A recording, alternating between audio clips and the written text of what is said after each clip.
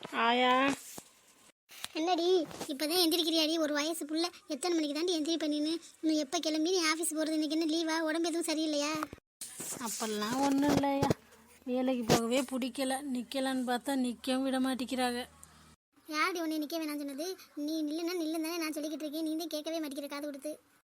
அம்மா கூட நில்லுன்னே சொன்னுச்சு. இந்த மாமா இருக்க நிற்கவே விட மாட்டேங்கிறியா, எப்போ பார்த்தாலும் காசு கொடு காசு கொடுன்னு இங்கே ஆஃபீஸ்க்கே வந்து கேட்குது. எல்லோரும் என்னை ஒரு மாதிரி பார்க்குறா. எனக்கு அசிங்கமாக இருக்குது. அம்மாட்ட சொன்னாலும் விடுதியில் என்ன அசிங்கமாக இருக்குது, கட்டிக்க போகிறவன் தானே அப்படிங்குது. எதுக்காக இப்படி பண்ணுறீங்க? மாமா கூட தெரிஞ்சு என்னை கட்டி வைக்க பார்க்குறீங்க. உங்களுக்கே நல்லா இருக்கானா? வேணான்னு சொன்னாலும் அம்மா கேட்கவே மாட்டேங்குது. நான் என்னடி பண்ணுறது? நானும் 1008 தடவை அவர்கிட்ட சொல்லிட்டேன், வேணாம் அவள் கேட்கவே மாட்டேங்கிறா. எத்தனை பேர் கட்டி கொடுத்துட்டு புலம்பிக்கிட்டு இருக்கான்னு தெரியுமா? இவளுக்கு எங்கே சொன்னால் புரிய மாட்டேங்குது. சொந்தம் விட்டு போயிடும் பண்ணிக்கிட்டே திடீர புள்ள வாழ்க்கை வீணாக போயிருமே, அவள் கஷ்டப்படுவாளே, அதை பற்றிலாம் நினைக்கவே மாட்டேங்கிறேன். நானும் எத்தனை தடவையும் சொல்கிறது, டெய்லியும் சொல்கிறேன், காதில் வாங்குற மாதிரியே இல்லை. இப்போ எங்கே ஆளே காணும், வெளியில் போயிட்டா போல. இதில் அவன் வந்து அங்கேருந்து காசு ஏற வாங்குறானாக்கா. அவன் தான் உனக்கு காசு கொடுப்பான். இதனால தான் உன்னை வேலை விட்டு நிற்க வேணாங்கிறேன். காசு வாங்கி நல்லா கையெண்டுக்கிட்டேன்ல, அந்த கையை நிற்குமா நீ? சரியா, என்ன பண்ணுறது? ஏன் தலையெழுத்து போல் இதே நடக்கணும்னா நடந்துட்டு போகுது. நான் என்னதே பண்ணுறதுன்னு தெரியல. உன் நல்ல மனசுக்கு கடவுள் நல்லதாகவே தான் இது மாதிரி. என்ன கல்யாணம் முடியல, அதுக்குள்ளே ஏதாச்சும் நல்லது நடக்கும் பாருவே. ஆமாம், அப்படியே கடவுள் வந்து கூரையை பிச்சுட்டு கொடுக்க போகிற. போவி அங்கிட்டு வேண்டாத சாமி இல்லை. சாமி இருந்து என்ன, நமக்கு எதுவும் நல்லதே நடக்க மாட்டேங்குது. நமக்கு பிடிக்காததே நடக்குது. அப்படிலாம் சொல்லக்கூடாதுடி, அதெல்லாம் நல்லது நடக்கும். நீ வேணா பாருவே, இந்த ஆயா சொல்கிறேன் பாரு, உனக்கு நல்லது நடக்கும் பாரு. அப்போதைக்கு யோசிச்சு பார்ப்பேன். சொன்னாங்களே நடந்துருச்சே பொண்ணு, உனக்கு நல்லதே நடக்கும். என்னம்மா பண்ணிக்கிட்டு இருக்கியே மருமகளே? என்னம்மா இன்னும் ஆஃபீஸ் போலையா? இல்லை மாமா, இனிமேல் தான் மாமா கிளம்பணும். சரி கிளம்பி போ. எங்கே அம்மாவை காணோம்? அம்மாட்ட ஒரு விஷயம் பேசலான்னு வந்து ஆளையே காணோம். தெரியலடா, நான் அங்கேயே வந்தேன்னு நினச்சேன், தெரியலையே. சரி, நீங்கள் பேசிகிட்டு இருங்க, நான் போய் கிளம்புறேன். என்னடா விஷயம்? என்கிட்டலாம் சொல்ல மாட்டியா? உன் தங்கச்சிட்டு மட்டும்தான் சொல்லுவியா? ஒன்றும் இல்லைம்மா, நிச்சயம் முன்னாடியே வச்சுக்கலாம்னு தங்கச்சி சொன்னிச்சு. அதே வச்சுக்கலாமா அப்படின்னு பார்த்தேன். தேதி குறிக்கலான்னு போகலான்னு கேட்டேன் ஐயர்கிட்ட. இன்னும் 2 மாதம் ஆட்டம் சொன்னார். அந்த விஷயத்த சொல்லிட்டு போகலான்னு வந்தேன். ஏன்டா உனக்குலாம் எப்படா மனசு வருது? அண்ணன் தங்கச்சி இருந்துக்கிட்டு என்னடா வேலை பார்க்குற? ஒரு பிள்ளை வாழ்க்கை எடுக்க பார்க்குற உன் மையம் சரியான குடிக்கார, வேலைக்கு போக மாட்டேன், ஒன்றும் போக மாட்டேன், ஊர் சுற்றிக்கிட்டு பிள்ளைகளோடு சேர்ந்து அவனுக்கு போய் பிள்ளைய கட்டி வச்சு அவள் வாழ்க்கையை நாசம் பண்ணணும்னு நினைக்கிறியா? என்னம்மா ஊர் உலகத்தில் பிள்ளைய பண்ணாததே என் பிள்ளை பண்ணிட்டேன். அதெல்லாம் மாறிடுவேம்மா. கல்யாணம் ஆகிட்டா எல்லாம் மாறிடுவாங்க. கல்யாணம் ஆகி இறந்துருந்துறதா இல்லையா? அதெல்லாம் மாறிடுவாங்க. என் தங்கச்சி பிள்ளையே பொண்ணு கொடுக்கலன்னா அப்புறம் வேறு யார் ஊருக்குள்ளே பொண்ணு கொடுப்பா சொல்லு? நீ என்ன உன் பேரனுக்கே இப்படி பண்ணுற? பேரை நல்லா இருக்குன்னு பார்த்தா இப்போ பேத்தி வாழ்க்கை என்னடா ஆகுது? கேள்விக்குறியாகாதா? அதெல்லாம் ஒன்றும் ஆகாதுமா. நான் இருக்கல, என் மருமகள் அப்படி விட்டுருவேண்ணா. உன் மையம் என்னதான் நினச்சிக்கிட்டு இருக்கேன்? ஆஃபீஸில் போய் காசு கேட்குறானா, வேலையை விட்டு நிற்காதுன்னு மிரட்டுறானா, என்னதான் நினச்சிருக்காங்க? இல்லை இவன் சம்பாத்தியத்தில் அவன் வாழ்ந்துடலாம் பார்த்துட்டானோ? அப்படிலாம் இல்லைம்மா, கொஞ்ச நாள்மா. கல்யாணம் முடிஞ்சோடனே 1 வருஷம் தானே. கல்யாணம் முடிஞ்சோடனே பாரு எப்படி மாறிடானே. ஒரு குழந்தை குட்டின்னு ஆயிடுச்சுன்னா எங்கேயாச்சும் ஊருக்கு அனுப்பிச்சு விட்டுறமா. நான் என் மருமகளை கஷ்டப்படுத்துனேன். என்னம்மா நீனு புரியாமல் பேசுகிறேன்? என்னமோ சொல்கிறடா, எனக்கு என்னமோ இது சரியாகவே படலை. என்னதே நம்ம பேரனா இருந்தாலும் நல்ல பிள்ளையா இருந்தால் தான் கட்டி வைக்கணும். இல்லைன்னா எதுக்கடா கட்டணும்? புள்ள வாழ்க்கை சீரழிகிறது பக்கத்துல இருந்து பார்க்கணுமா? நான் அதுக்குள்ளே நான் மண்டையை போட்டால் கூட தேவையில்ல போல நிம்மதியாக போய் சேர்ந்துருவேன். நல்ல விஷயம் பேசும்போது ஏதாச்சும் அபசகுணமாக வர்ற மாதிரியே பேசுவேன். இதுக்கு தாம்மா நான் உன்ட்டு பேசுறதே இல்லை. என் தங்கச்சி இருக்கும்போது வரலான்னு பார்த்தா அவளை ஆளை காணோம். நாங்கப்பா ரகசியமாகவே எல்லாத்தையும் பண்ணுங்க. கல்யாணத்து கூட என்னை கூப்பிடாதீங்க. நான் ஏதாவது சொல்லுவேன்னு என்னை விட்டுட்டு கூட போயிருங்க. ஸோ ஆரம்பிச்சிட்டியாம்மா? தலையும் புரியாமல் காலும் புரியாமல் பேசுவேன். வீட்டில் நல்லது நடக்குன்னா பெரிய ஒன்றா சந்தோஷப்படுவான். குடும்பத்தில் எல்லோரும் ஒத்துமையாக இருக்காளே, ஒன்றுக்குள்ள ஒன்று சொந்தத்துக்குள்ள சொந்தம் கல்யாணம் பண்ணுறாங்களே, சொந்தம் விட்டு போகாமல் இருக்குமே. அண்ணன் தம்பினா எவ்வளோ அடிச்சுக்குவாங்க. இப்படி கல்யாணம் பண்ணிட்டா சொந்தத்துக்குள்ள சொந்தம் எல்லோரும் விட்டு போகாமல் சம்பந்திங்கிற முறையில் வந்து எல்லோரும் நல்லா இருப்பாங்கல்ல. அதை விட்டுவிட்டு சும்மா இது வந்து நாங்கள் அடிச்சுக்கினாருனாதே நீ நல்லா இருப்ப போல். இப்போ கல்யாணம் பண்ணி ஒன்றா இருக்குது உனக்கு சுத்தமாக பிடிக்கலன்னு நினைக்கிறேன். ஆமாடா, சொந்த வீட்டுக்கு போகிறானுங்கிறதுக்காக பிள்ளை வாழ்க்கையை ஒன்று கிடப்பாங்க. ஓடாங்கிட்ட ஒன்று பேசினா எனக்கு சண்டையும் வரும். இருக்குது நான் இங்கே வீட்டுக்கே வரதில்லை. இரு மக வீட்டிலே எத்தனை நாளைக்கு இருக்கிறேன்னு பார்க்கணும். செத்தா உனக்கு நான் தானே கொல்லி போடணும். ஆமாம், முடிச்சுக்கிட்டு இருந்து யார் கொல்லி போடுறான்னு பார்த்துக்கிட்டு தான் இருக்கேன். போடாங்கிட்டு அம்மா என்ன இப்படி பேசுது? அம்மாட்ட கொஞ்சம் உஷாராகவே இருக்கணும் போல. இது டேஞ்சரான ஆளுதே. பேத்தி வாழ்க்கை கெட்டு போயிரும்னு எங்கிட்டாச்சும் வெளில போடி அப்படின்னு சொல்லி எங்கிட்டாச்சும் தனியாக கொண்டு கடத்தி கொண்டு வச்சாலும் கூட வச்சிருந்து சொல்ல முடியாது. கல்யாணத்தை பற்றி ஏதாச்சும் பேசணும்னா தனியாக தான் பேசணும். அம்மா இருக்கும்போது பேசக்கூடாது. தங்கச்சி வரும் பார்த்தா ஆளே காணோம். காலையிலே அம்மா கிட்ட வாங்கி கட்டிக்கிட்டே மிச்சம். வாண்ணே, எப்பண்ணே வந்த? அம்மா அப்போதான் சொன்னிச்சு நீ வந்திருக்காயின்னு. என்னண்ணே சும்மா தானே?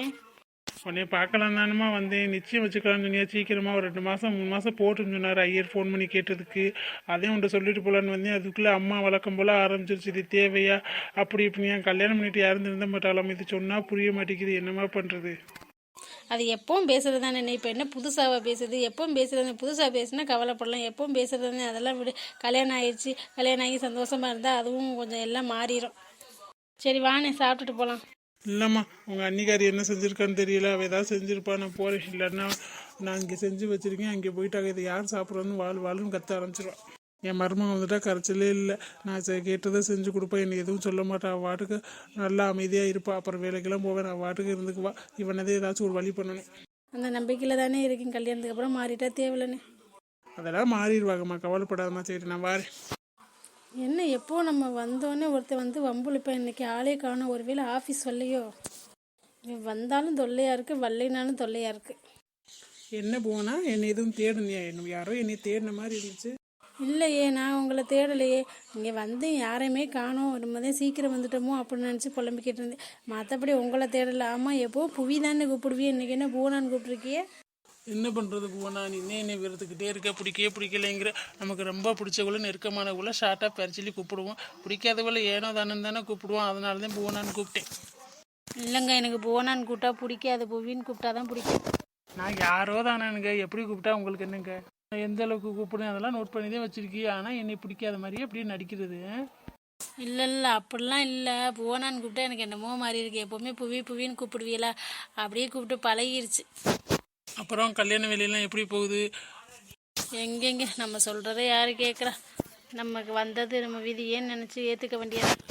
ஆமாம், எங்கே யாரையும் காணோம்? பவி, பிரீத்தி உங்களாம் வரலையா? இல்லை புவி, இன்னும் வரல. இனிமேல் தான் வருவாங்க. உன்னை கேட்டால் தப்பாக நினச்சிக்க மாட்டியே? இல்லை சொல்லுங்கள், அதெல்லாம் தப்பாக நினைக்க மாட்டேன். நான் கருப்பாக இருக்கேன்னு தானே என்னை வேணாங்கிற? ஷோ, அப்படின்னு யார் சொன்னா உங்களுக்கு? இல்லை கேட்குறேன், நான் கருப்பாக இருக்கோம் தானே என்னை ரிஜெக்ட் பண்ணுறேன். பிடிக்காததா இருந்தாலும் உங்கள் மாமா கல்யாணம் பண்ணிக்கணும்னு சொல்கிறேன். எங்கள் தோலில் என்னங்க இருக்குது? கருப்பு வெள்ளை அதுலலாம் ஒன்றுமே இல்லைங்க. உண்மையை சொன்னால் நீங்கள் கருப்பாக இருந்தாலும் கலையாக அழகாக இருக்கீங்க. எங்கள் மாமாவை கல்யாணம் பண்ணேன்னு நிச்சயமாக உங்களை தான் கல்யாணம் பண்ணிப்பேனா. அப்போ நிஜமாவே உங்களுக்கு என்னை பிடிக்குமா? ஆமாங்க, முன்னெல்லாம் பிடிக்காது, அப்புறம் டெய்லி பேசுவீங்களா, பின்னாடியே வருவீங்களா. எனக்கு பிடிக்கும், இருந்தாலும் வீட்டில் கல்யாணம் ஃபிக்ஸ் பண்ணிட்டாங்க. அதுக்கப்புறம் எதுக்குங்க லவ் பண்ணிவிட்டு அப்புறம் ஒன்றும் சேர முடியலன்னா கஷ்டப்பட்டுக்கிட்டு அதெல்லாம் சிரமங்க. அதனால தாங்க வேணாங்க, விட்டுலாம், ஃப்ரெண்டாக வேணால் இருந்துக்கலாம். அப்போனா என்னை உனக்கு பிடிக்கும், பிடிக்காத மாதிரியே நடிக்கிற. பிடிக்கலன்னு சொல்கிறப்பவே பின்னாடியே வரியே, எங்கேயும் போக மாட்டேங்கிறியே. பிடிச்சிருச்சுன்னு சொன்னோன்னா அவ்வளோதான், சொல்லவே வேணாம். அதனால தானே சொல்லாமே மறைச்சி இன்றைக்கி சொல்ல வச்சுட்டியே பற்றியில. ஏன் புவி, நம்ம லைஃப் பார்ட்னர் நம்ம சூஸ் பண்ணுறதுல எதுவும் தப்பா? வீட்டில் நல்லா பார்த்து நல்ல செட்டிலான பையனை, நல்ல பையனை பார்த்து கல்யாணம் பண்ணி வச்சா ஓகே தான். வீட்டில் பார்க்குறவங்களே இப்படி இருந்தால் நீ எங்கே தான் போவ? யார்கிட்ட சொல்லி கஷ்டத்தை சொல்லி அழுவ? கடவுள் யாருக்கு என்ன கொடுக்கணும்னு இருக்காரோ அதானே கொடுப்பாரு. நம்ம நினச்சது ஏதாச்சும் நடக்குமா? அவர் என்ன கொடுக்கணும்னு நினைக்கிறாரோ அதே என்ன நடக்கும். அதை யாராலையும் தடுக்க முடியாது. நல்ல மெச்சூரிட்டியாக பேசுகிற, பார்க்குறதுக்கு தான் சின்ன பிள்ளைத்தனமாக இருக்க. ஆனால் நல்ல பெரியவங்க மாதிரி நல்லா யோசிச்சு முடிவு எடுக்கிற. நம்ம ஃபேமிலிக்காக எல்லாமே விட்டு கொடுக்கணும் அப்படின்னு நினைக்கிறேன். உன்னை மாதிரி பிள்ளைய தான் கல்யாணம் பண்ணிக்கணும்னு நான் ரொம்ப ஆசைப்படுறேன். ஆனால் நீ தான் எனக்கு கிடைக்க மாட்டேன் போல். மாமாவே கல்யாணம் பண்ணியிருப்பில்ல, கொஞ்சம் முன்னாடியே நம்ம பார்த்துருக்கலாமோ? எவ்வளோ முன்னாடி பார்த்தாலும் அதாங்க, வீட்டிலே சின்ன வயசுலேயே பேசி வச்சுட்டாங்களாம். நான் அந்த மாதிரிலாம் பண்ண மாட்டாங்க, மாமா அப்படி இருக்கனால நம்மளை அப்படிலாம் கொண்டு தள்ள மாட்டாங்க அப்படிதாங்க ஒரு நப்பாசில் இருந்து ஆயாமல் அப்படி தான் சொன்னாங்க. அப்படிலாம் உங்கள் அம்மா பண்ண மாட்டா, உன் வாழ்க்கையை பற்றி நினச்சி பாப்பா அப்படிலாம் சொன்னாங்க. ஆனால் அதெல்லாம் பொய்ன்னு எங்கள் அம்மா நிரூபிச்சுட்டாங்க. சொந்தம் விட்டு போயிடக்கூடாது அப்படிங்கிறதுக்காக பண்ணுறாங்க.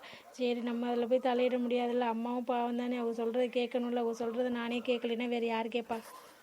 நீ என்னமோன்னு ஒத்துக்கிட்ட புவி, நம்ம அம்மா இது பண்ணிட்டாங்க அப்படின்னு. ஆனால் எனக்கு என்னமோ மனசுக்கு கேட்கல. என்னை நீ கல்யாணம் பண்ணிக்கலனாலும் பரவாயில்ல, வேறு யாராச்சும் நல்ல பையனை கல்யாணம் பண்ணிட்டா கூட என் மனசை ஆறிடும். போய் ஒரு குடிகாரன், ஊர் சுற்றுறவன், வேலைக்கு போகாதவனை போய் கல்யாணம் பண்ண உடனேலாம் எவ்வளோ டார்ச்சர் பண்ணுவேன் தெரியுமா? இப்போவே வந்து காசை பிடிங்கிட்டு போகிறேன். கல்யாணத்துக்கு அப்புறம் எப்படி டார்ச்சர் பண்ணுவேன்? நீ வேலைக்கு போகலைன்னா அவளை தான் உன்னை நிம்மதியாகவே இருக்க விட மாட்டேன் புவி. நான் என்னங்க பண்ண முடியும்? மனசில் உள்ள வேதனை யார்கிட்ட சொல்கிறேன்னு கூட தெரியலை. ஏன் புவி என்று எதுவும் சொல்ல மாட்டியா? லைஃப் பண்ணாதான் நீ நினைக்க மாட்டேங்கிற. ஒரு ஃபெஸ்ட்டு ஃப்ரெண்டாவாச்சும் நினச்சி என்று எல்லாத்தையும் ஷேர் பண்ணலாம்ல. நான் இருக்கல, நானே லூஸ் மாதிரி பின்னாடி சுற்றிக்கிட்டே வரேன். ஆனால் நீ என்னை கண்டுக்க கூட மாட்டேங்கிறீல்ல. இல்லை நவீன், உங்களை எனக்கு பிடிக்கும் தான்.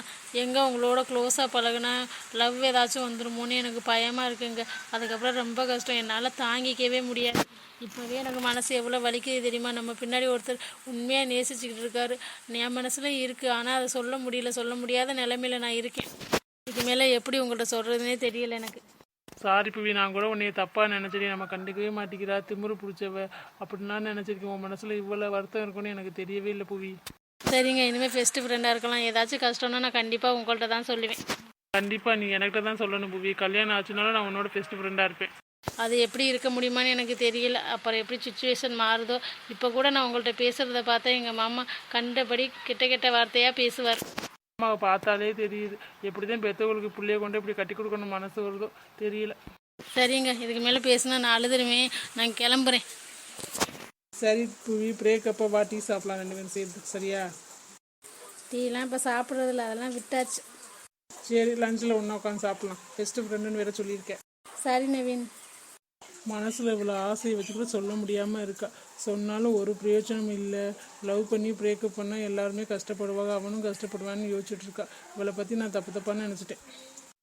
இவ எனக்கு கிடைச்சா பொக்கிஷ மாதிரி பார்த்துப்பேன். ஆனால் நமக்கு தான் கிடைக்க மாட்டாளே.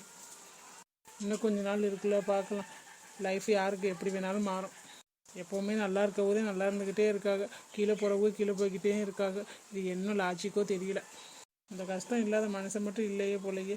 காசு இருந்தாலும் கஷ்டம் இருக்குது, காசு இல்லைனாலும் கஷ்டம் இருக்குது. அவளுக்கு என்னை பிடிக்கும்னு தெரிஞ்சு என்னால் சும்மாவே இருக்க முடியல. நம்ம என்ன பண்ண முடியும்? அவள் ஏதாச்சும் ஓகேன்னு சொன்னால் கூட நம்ம ஏதாச்சும் அடுத்த ஸ்டெப்பு எடுக்கலாம். அவள் தான் வேணாம் நானே பார்த்துக்கிறேன், நானே இந்த லைஃப்பை ஏற்றுக்கிறேன்னு சொல்கிறா. நம்ம போய் அவளை வேணான்னு சொல்கிறவள்கிட்ட போய் நம்ம என்ன பண்ண முடியும்? அவளாக மனசு வாரி வந்தால் அடுத்த ஸ்டெப்பு ஏதாச்சும் எடுக்கலாம்.